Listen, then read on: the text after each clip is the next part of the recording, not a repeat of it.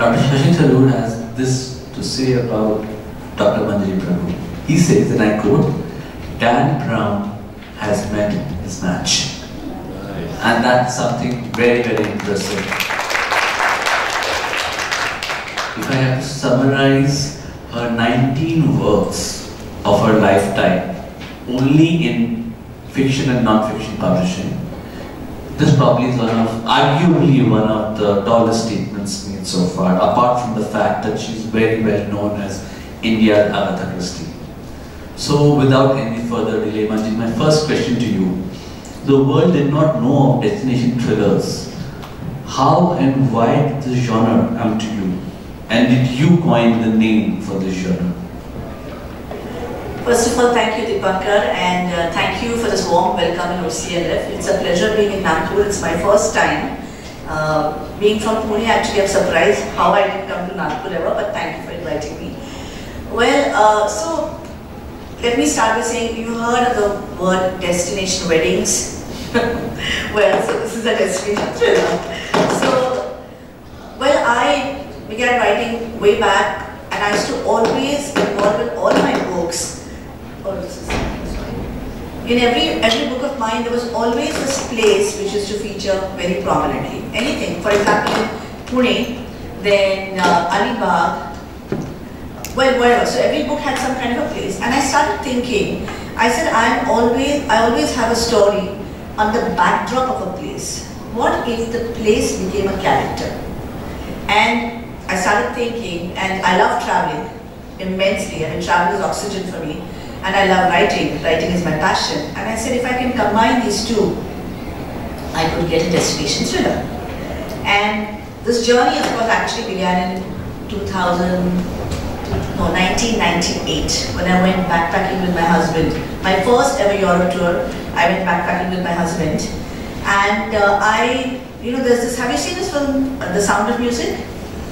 Have you seen, anyone of you seen it? Okay, so yeah, so The Sound of Music was shot in this place called Schloss Leopoldskron.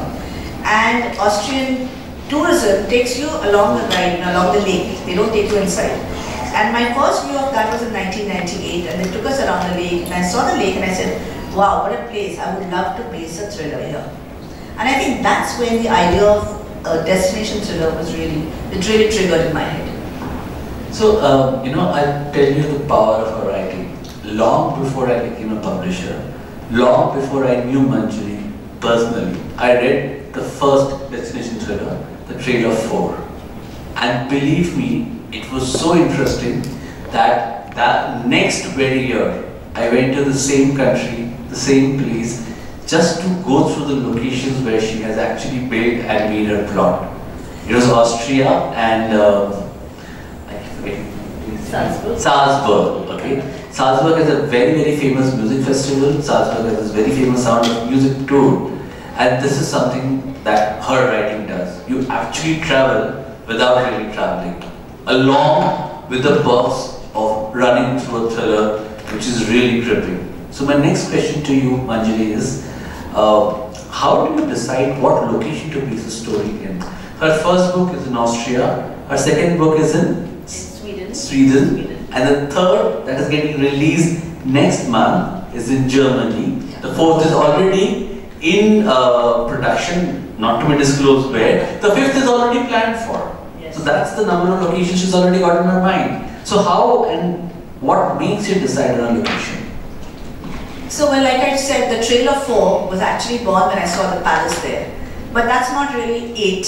What happened was, the idea came into my head that I want to base a thriller here.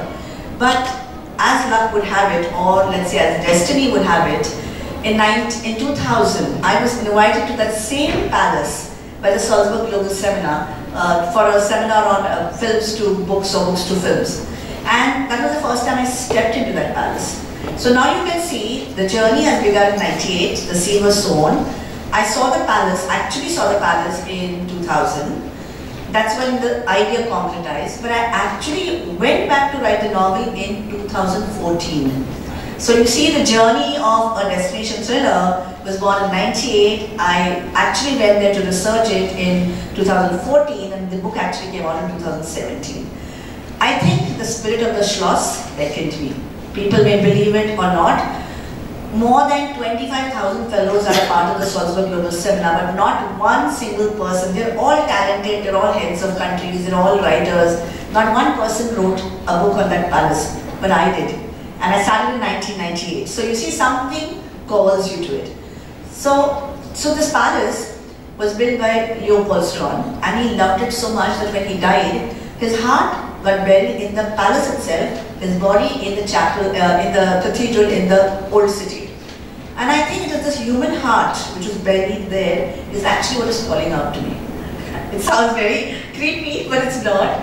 Because the next book that I wrote, Sweden, in Sweden, there is a cathedral there, and not even the people who were actually taking me around, they knew that there was a human heart buried in that cathedral too. And the third book... Coincidence. That's what I thought. But when I came to the third book, I realized that there is also a human buried heart in the place I'm researching. So I feel that not only does the destination call out to me, the spirit or whatever, but also there's this human link of the heart, which I think the heart above everything, not just the heart as the physical heart, but love is what I'm talking about, is what calls out to me every time. Interesting. On a lighter note, I actually thought you were very, very inspired by Yash Chopra, because he takes you to a journey of Europe, and your books do the same thing. You're looking at a beautiful, pictures, perfect, romantic, out of the world. So how do you even decide within a country what scenic beauty do you pick up in explaining the way you do in your books?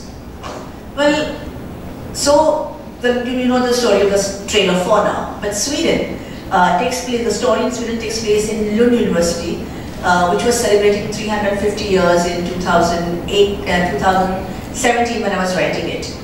And the cathedral and the palace, the university, had a very peculiar feature to it, and that is the rune stones. Okay, anybody knows what rune stones are?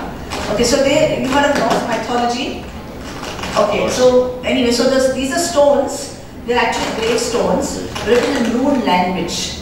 So they're engraved in red chalk or red ink. This is like I'm talking about when the Vikings were there. Yeah, right from that time, these stones are there in Sweden everywhere, and they have a language and they have a message in it. And so the second book is called A Voice of the Runes. The beauty comes when you go looking for those runes. They are placed in places by the seaside, in a beautiful countryside, wherever. The locations are many. And then once you go there, it's so beautiful that you can't even describing it. Absolutely. The other connection that I found in all your books is a mystery from the past that you pick up and work on.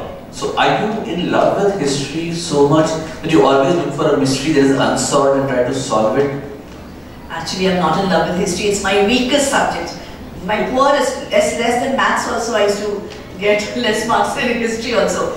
Probably that's why I picked up history, because I realized that I needed to challenge myself with something. Now, the history that I pick up is about a certain place. For example, in the first book, like I said, it's Leopold Strauss and his heart buried there, and I mix it into a current plot. In the second book, it's the rune stones, but also the history of the, the person who actually started the university 350 years ago. Okay, and the rune stones and how they affect our lives. So what I like to do is pick up a thread from the history and then plant it into a current plot. So it's not a historical novel, it's a very, very current plot, but you do get elements of history from the book, and it's like connecting two cultures. It's like connecting to, how should I say, we all know that Europe is beautiful, but there are some elements that we don't know, and I think this is a way of reintroducing their history in a different way. Very interesting. And now I'm sure all of you realize why she's called the Dan Brown. She's called the Dan Brown because she'll pick up an age-old mystery and try to solve it through a very modern protagonist. In all her stories, there is one protagonist, Ray Parker. He is the detective who goes about solving cases, and this character is very, very interesting. A flawed character, a flawed human being with supposedly superhuman psychic powers, and with the interesting India connect. How did you build and think of such a complex character? And what made you make Ray Parker the way he is? Okay, so I have to tell you how Ray Parker actually came to me. So one evening, I was just sitting there in my house when I saw a lake, and this character, so most of my characters come to me in my dreams or suddenly out of nowhere. I see my characters first. And I saw this person, this man with a ponytail in a leather jacket with silver and glasses looking out at the lake from behind. And he just appeared to me and I said, oh God, you know, something's happening. something's being born. And I realized that Ray has psychic visions of places he's been to.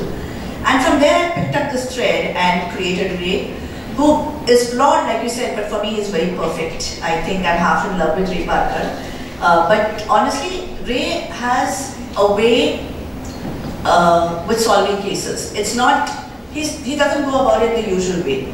You know, he does of course go and look for clues and solves it with his intelligence, but he works with energies. You know, like for example, if he's sitting here, he'll feel your energy and he'll tell you whether you're a good guy or a bad guy. Okay? Or when you see somebody, he can hear violins playing in his head, or you know, or see waves lashing. So through that he understands people. So he's got a very deep psychic understanding of people. And what was your question again? I kind of got lost in Ray. So this is about building Ray Parker, right? Yes. Yeah. He has an India connection as well. That's right, yeah. So Ray Parker has a French mother. Okay, so this series had to be part Indian and part European because all the characters, 90% are European because it's a destination thriller. But I didn't want Ray to lose out on being an Indian. Myself being an Indian, of course, but also because of the spiritual connect in the way he deducts cases. And that is why he has an Indian father who's a singer, but Ray doesn't get along with him. But Ray is the second name in Saregama, you know, so that's Ray. And of course, when Ray comes back to India looking for his case, will be the last book in the series. That's very interesting. Now coming to the third book, and which is about to be released in December, it's called Legend of the Snow Queen. Happens in Germany. Tell us something about the background where it is set and why is it set over there? Okay, so Legend of the Snow Queen takes place in Lake Starnberg. Okay, so we all know Munich, but 25 kilometers from Munich is Lake Starnberg, which is a very popular summer lake actually where people go swimming and all that. But very few people know that King Ludwig II, he's the one who built all the castles, you know, you see in Germany. If you've heard of the Neuschwanstein castle, which is a fairy tale castle that Disneyland, not Disneyland, Walt Disney films use that castle as their, you know, their, what should I say? Yeah, icon, yeah. So all these castles were built by this king called Ludwig II, who was also called the Mad King. Okay, and in Starnberg, Lake Starnberg was a summer home called Berg Castle. And that's where, you know, they kind of, towards the end of his days, they imprisoned him. And then one day he was found drowned in Lake Starnberg. The other side of the story is of Empress Sissi. Before that, nobody knows, the mystery is still unsolved why and how he died. Yes, next. Yes, of course, nobody knows how he died, yeah. And his cousin, that is the Empress Elizabeth of Austria, okay, was very close to him. And she would come and stay in Starnberg to meet him for 25 consecutive years, even after her marriage. And they had a very close bond. After he died, Sissi, as was a pet name, stopped coming. So this whole story, this background, is the premise for a current plot, you know, where Sissi is asked to walk a path again, which is 100 years. You know, she's been dead for 100 years, but she's to walk a Sissi route again to solve a mystery. So does this name Sissi ring any bell? Any Netflix fans over here? Yeah. So have you recently heard of this series, very interesting historical series on Princess Sissi? Go back and check today. So Sissi is a very, very controversial character across both the borders. She's an Austrian princess having a history in Austria. She's an Austrian princess having a history in Germany. In Germany, you know now what is the history. In Austria, you should go and watch the series to know what the history is all about. It's an amazing, amazing series. And she's quite a powerful woman as well. So you have to be very careful when you depict a character like that. Yes. You see, she's so popular that it could run us into trouble. Coming from where she is, the time that she is from, whatever she did was quite revolutionary. So coming to the point here that you build up Sissi and you build this particular story around them, how did you build the clues? As a matter of fact, in all your books, you lay down a very, very interesting line of clues for your protagonist to solve. Now the question I have for you is, which is mind-boggling for me. A, you build the clues. B, you solve them. So how do you build a glass wall between these two roles? Because you're the one building and you're the one solving them. I wish I could answer that, Dipankar, but it's a process and it happens. What I do, what I consciously do, unconsciously, I don't know what happens, but what I consciously do is I actually go to the place and stay there. For example, in Trail of 4, I stayed there for about 20-25 days and I actually laid the trail. So I went from pillar to pillar, like you say, or place to place, and I looked for clues in the walls, in the streets, in the history, and I combined all of that together, logically of course, into the plot. So I wove them into the plot. It is not simple, let me tell you that. I mean, it may sound like any other mystery novel, but it doesn't. It takes me 2 to 3 years to just write one book. The reason being that I am not an Indian, I'm not a European, I'm an Indian. But nowhere do I want it to feel as if an Indian is trying to write a European book. So you see, I have to be very careful with the history, with the research, combine it all together, and I have to think for hours on end and go for long walks, because that's how I think, into the countryside. I mean, of course, here I can't go for long walks, but even if I do, I have to keep walking endlessly till the whole thing starts unraveling. And even then, it's not easy. I have to, I don't know, I keep rereading and rereading, hoping that it has come together.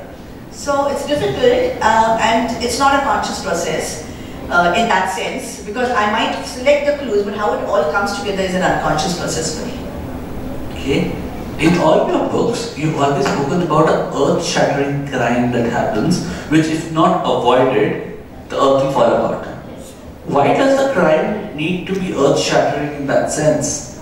Well, my books are larger than life. Okay, I don't want a piddly murder happening here, sorry about that. But a piddly murder would not do justice to Ray's thinking prowess, and he's a larger than life detective, you know. Like you say in Hindi films, the villain has to be bigger than the hero. That's how the hero will combat the villain and become big.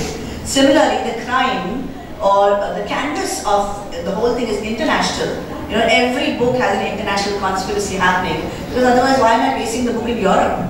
You know, I could do it at one little house in Pune, you know, and a murder happens and have the whole thing solved.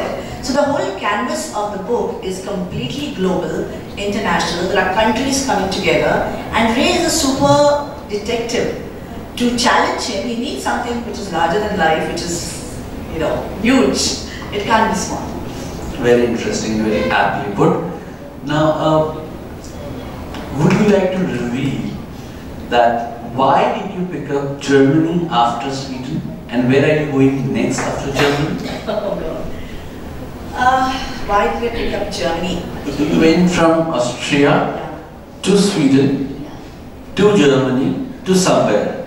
So, what is this? It's again not very conscious, because I mean, of course, the destination thriller started with Salzburg, then the runes called out to me, and then I felt Sissy called out to me. I know it sounds fantastic and none of you are going to believe me, but I do believe that somewhere I feel I wanted to do justice to her character, okay? Not bringing her back, obviously she doesn't come back in the book, but there are other characters who bring her back in different ways. And I felt that, of course she's a very interesting character, and I felt that I wanted to do justice to her free spirit and her love for romance, her love for the arts. And I think that's what really made me write this book. Otherwise, well, the Lake Steinberg is beautiful. Romance is what now will become next. Even though your books are thriller, they have this touch of romance which is very unnerving to a large extent, and it makes those the thrillers a very cozy and nice winter read where you can warm up with a blanket and a cup of coffee. So is that deliberate attempt to put romance also in the books? I think life without romance is incomplete. And so does it, at least the kind of books I write, they're all about feel good. I don't want to make you uneasy. That's not my goal. Okay, my goal is that you read something, you enjoy it, and go back feeling you need to think, but you don't have to feel uneasy about it. So I have to incorporate romance with the blood and gore. There's not much blood and gore, but I do have to incorporate it. And I think my thrillers are kept together. The glue of my thrillers is the romance. And Well, like you know, I'm not going to reveal what happens in every book, but there's always somebody chasing Ray Parker, okay? He's the perfect man in my eyes. But it's not always a happy ending, like you know, I'm not going to reveal much. But I feel that when the book ends, the reader should feel that they should want to know what's going to happen next in Ray's life. And the romance is a part of that feeling, you know. So, secondly, I always call it a haunting romantic story, okay? Which obviously doesn't mean it's about ghosts, but it's that feeling, or like you have a song which haunts you, lingers in your head. That's the kind of romance and thriller I want it to linger in your head. And I think romance does that perfectly, embedded in the thriller. Is that the reason why you make Ray keep falling in love again and again with different people in every of your book? Correction. Ray does not fall in love with people, people fall in love with Ray. Okay, and of course in the third book it's a little different, but Ray is a very sensitive person. He likes women, there's nothing wrong with that, but he doesn't play along with them. Okay, he does. So in every book there is another female lead character who helps him solve a mystery. And the whole point of that relationship is that there is always a connection that Ray feels with the other protagonist. And I think that is what you feel, that Ray falls for people, but he doesn't really, because at the end of the book, he's happy to go away. Okay, and I think that's the clue of the whole thing. Is that a very James Bondish part that you brought in Ray Parker? No. So is Ray Parker a combination of all the detective and spies that you've seen all your life, a part of everyone coming into him? Absolutely not. Ray is extremely unique, not because I've written him, but Ray is really very unique because of the energies he plays with and energies he reads.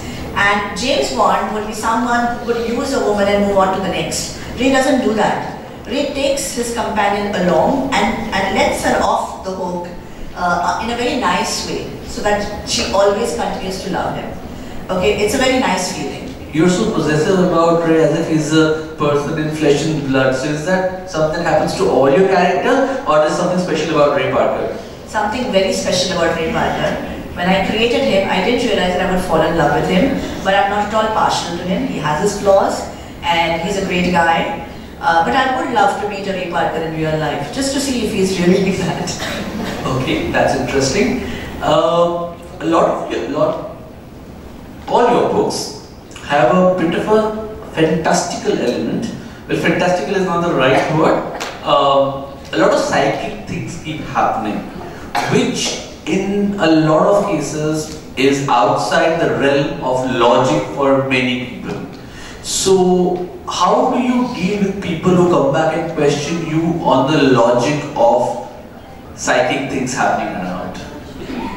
Well, so far no one has questioned me about it. That's number one. Number two, there could be fantastical things happening, but there is a reason behind every one of them. So it's not like a magic wand happening and then suddenly he solves something. There is always a reasoning which leads the story from point A to point B to point Z. So,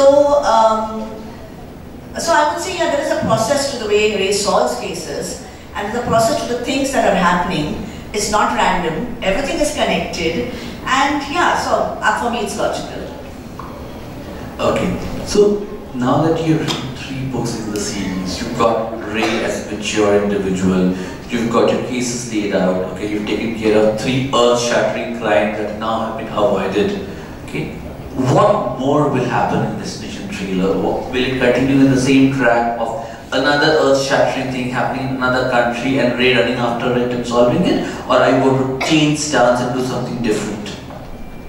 No, the earth-shattering bit will have to... Sorry. Okay. So the earth-shattering bit will have to be there, because without that Ray will not have enough steam to solve anything. He needs that for his, what should I say, for his whole, for his passionate solving. He needs a case big enough and large enough to kind of suit his capacities. The other thing, the way it happens, well, in book 4, which takes place in another secret destination, things are a little different. Okay, they're not exactly following a trail. But I can't tell you much. So I was hoping you would tell us something.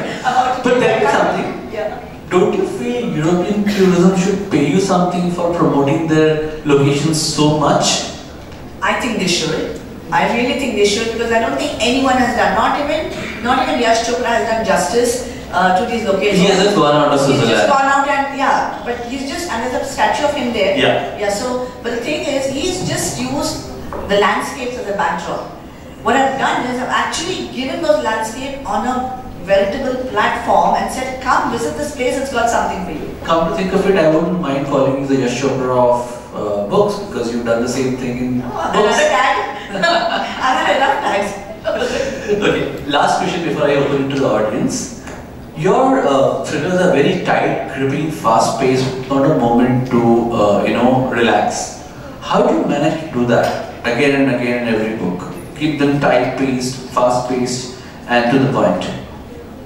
It's challenging, because the success of every writer is to not repeat herself or himself. And so it's a personal challenge that I throw myself. I'm crazy because these challenges are really ridiculous challenges, because they take me from my comfort zone into a zone which is not mine, into a place and food and culture and people which are not mine. And over and above that, I want to bring in the history and try to put in a contemporary plot. So the whole landscape is crazy. Okay, so how do I do it? After having written the book, I step back and I read it like a reader. Okay, and then I make sure that it has the pace, it has the logic, it is gripping. So all the elements that you need. And the moment I feel this is falling flat, or this is too much blah blah, or too much happening here, then I go snip snip snip, and that's how it happens. Interesting. So let me now open it for the audience. Any questions?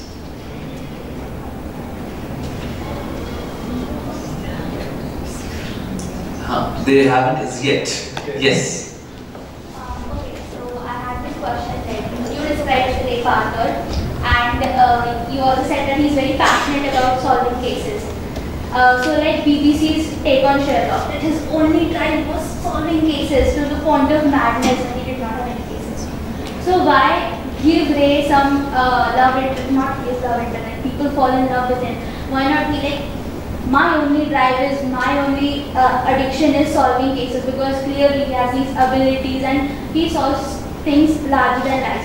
So why not be this ultimate true muse of his, be the cases? Like, why just put love interest in the book? Very interesting question. No, but so he's passionate about it, but there's something that has happened in his life, which is why he's doing this. He's got a cause to do it. Sherlock Holmes is, how should I say, he's just largely like that. Okay, he's like passionate, he's quirky, he's a little eccentric, he's whimsical. Ray is not like that. Ray is very human. And something has made him like that. So if you read the book, you'll understand he's got a past, which is forcing him to solve crimes one after the other, because he wants to reach a goal. And coming to the love interest, in book number 4, Ray does fall in love. Very passionately and madly in love. And that's something I have to reveal, unfortunately. But Actually, Sherlock Holmes is khadoos, purely khadoos. But this guy is more like a Shah Rukh Khan. Add a bit of a damn down to Shah Rukh Khan's character, you can mix and match, and that's where he is. Somewhere in the middle, neither here nor there, isn't it? somewhat, yes, yeah. He's a likable character, Ray. You like Ray when you read him, and yeah, you like him and you'll wonder why you haven't met a Ray Parker in your life. Incidentally, Uncle she told me today that he had a ponytail. I had not imagined him with a ponytail. I'd actually imagined him with something like a Shah Rukh Khan kind of a character. Honestly. Yeah. So you know, when you're reading the book, you would actually be on your own to define Ray the way you think. You know, take away the pony, take away the other riffraffs. Your Ray Parker. So for him, Ray Parker could be somebody else. The character will be same, but the look will be different. For him, for her, everybody, he'll be different for him. That's the difference between books and films. In books, it's your imagination which makes you think about the character. In films, it's the director's imagination that makes you imagine the character the way he's imagining. But did I answer your question? Yeah, okay. She thinks so, yes. She's not sure. She wondered. Any other question? Yeah? Yes, Mona? Yes, when is Our Lady Dandron coming to India and selling a story for the Indian topography? Well, yeah, that will be the last book in the series. I hope not soon. I hope till then there are many more books and many more beautiful European last book in the series, then why can't he go to Americas? Yeah, he can, but see, he doesn't get along with his father, who lives in India. So the time Ray comes back to India, he will have patched up with his father. That's the last thing. I give you a very deep secret, unraveled it, revealed it. Exclusively only got it at OCLF. Please forget I said that. But when he comes to India, will be the last book. Interesting. Okay, great. Any other questions? Since you've dealt with probably some European intrigue, I mean, some of their historical stories, which you try to unravel, right? From what I understood. Did you get any reaction from those countries, probably those European readers, on you dealing with their sort of stories, and their history? Actually, I did. So, the first book, Trail of Four. So, I actually stayed in that palace and I involved all the people there, from the Salzburg Global Seminar. And after the book was written, I sent it to them and they loved the book. And I think the success of that book is because they loved it, because they live in that place too. And they've seen it very closely. And they were very critical of what I was going to write as an Indian. So all those categories, those features together, I think they really liked the book. Yes. And not just that, even Voice of the Runes. Okay, so even from people from Lund University, when they read the book, they felt I had done justice to the university and the history and the runes and everything. So, although that's not what I'm seeking, I'm really seeking a very mass acceptance of the series, because it's a global phenomenon, like I said. It's international. And I want Indian readers as well as international readers to accept the series. That is really my goal. So interestingly, in all three books, her research ended up telling those people something they never knew about the place itself. So in the first book, the palace, she figured out a secret staircase. Yeah. In the second book, she figured out that the heart is placed in a cathedral where nobody knew of it. Yeah. In the third book, she figured out about a secret about the lake which nobody knew. No. So she's always figured something. And what happens is, in readership, Western readers are very keen to explore Indian authors. The only challenge is they don't find Indian authors writing contemporary European or American subjects. So when she writes about a subject which is contemporary for them, they are open to accepting it. If that answers your question. Yeah, I think you are fortunate that you're dealing with an open society. I'm talking from that point of view. They're accepting your, your explanation of whatever that intrigue is. If it's a closed society, then something like what happened with Padmavati, you know what I'm saying, where it was not accepted by that society, then when they tried to make that movie on Padmavati. So when I write these books, it's my responsibility. I take it as a responsibility to project the right image of that country. My goal is not to write about the underbelly, scratch some, that's not my point. My point is to bring in some element of history, to put it in an entertaining manner for all readers who are not aware of that history. So that's the goal. My goal is not to disturb people. So I will not go out and rape unnecessary wounds. That's not the goal. So I don't do that. But having said that, the Trail of Four was actually launched in Pune by a German person.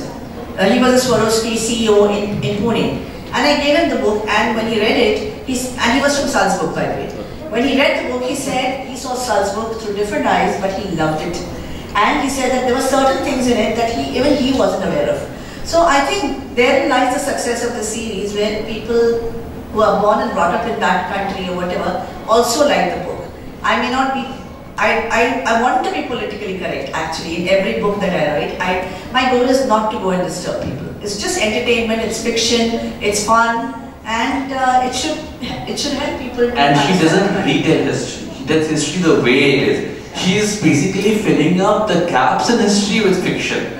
She is not retelling history. So as a matter of fact, if Westerners can come and write about Indian history and give us the books, why can't an Indian go about Western history and give them the books, isn't it? Yes, so it's equally fair on that ground. And understanding what you were saying, many agents, literary agents, American and all, said, why don't you write a book about India and the underbelly of India? That's what they wanted from an Indian author. So when you come from a mindset like that, and a series like this is accepted by the people from their country, I think it makes a lot of difference to an author.